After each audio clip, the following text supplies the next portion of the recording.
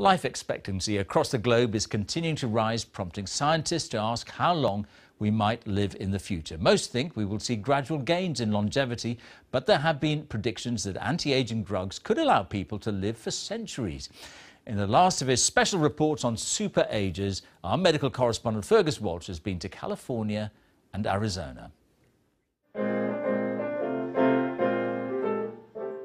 I like to do things. I don't want to sit in the background. Enthusiastic, engaged, optimistic, Lester DRAY is 101, the oldest resident of this retirement village in Sun City, Arizona. You're going to miss something if you just moan and groan about how horrible life is. Show me your teeth.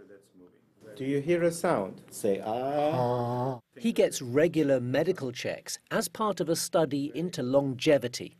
It's an issue which is attracting interest from unusual quarters.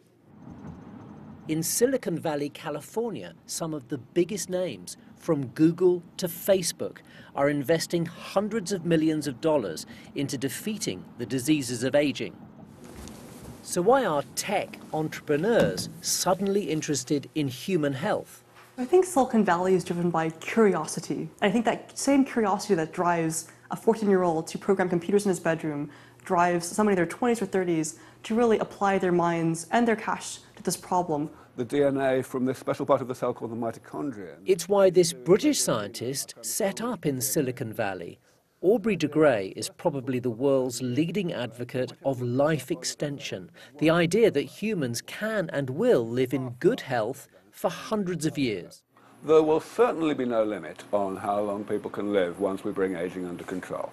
People will still die, there's still trucks to be hit by and so on, but the fact is people will on average live a lot longer unless there's some bizarre thing like we get hit by an asteroid or whatever. Yeah, that's beautiful. Yeah, right? That's a minority view.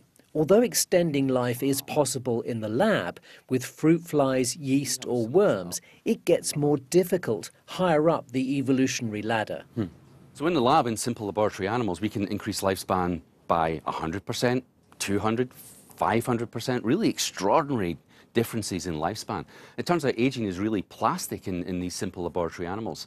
It may be more complex as we go to mammals. For the mouse, for example, we've been able to increase lifespan 20 or 30%, and we really don't know what's possible in humans at this point. We do know exercise is a magic formula that can keep us healthy longer, and there are no drugs yet to match it. There is probably an upper limit to life expectancy of around 115 years, so the quest for immortality is still the stuff of science fiction. But increasing our health span, the number of years we spend free of chronic diseases, well, that really could be a reality. Here we go. Jingle bell, jingle bell, jingle bell rock. Jingle bells chime, jingle bells. Finding something you enjoy and staying socially engaged are key elements of healthy aging, like the Sun City Poms, many of whom are in their 70s and 80s. I'm 78, born on the 4th of July, so I'm still a firecracker and still going and booming. It keeps me physically active, it keeps my brain working, and helps my memory.